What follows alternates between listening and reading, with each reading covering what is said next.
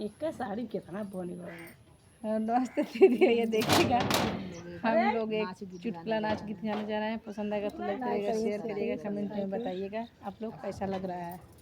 गुलाबी साड़ी पहना राजा जाने लकी नहीं, गुलाबी साड़ी ले राजा जाने लकी नहीं। जब गुलाबी साड़ी ले जब दुल्हनिया गुलाबी साड़ी ले विदेश चली जा बलान जाने लकी नहीं, विदेश चली जा बलान जाने लकी नहीं। जब तू विदेश चली जाइबा, जब विदेश चली जाइबा, नैहर चली जा बराजा जाने लकी नहीं, नैहर चली जा बराजा जाने लकी नहीं। जब तू धनिया नैहर चली जाइबू, जब धनिया नैहर चली जाइबू, लेटर पलेटर भेजबरानी जाने लुकी नहीं, लेटर पलेटर भेजबरानी जाने लुकी नहीं।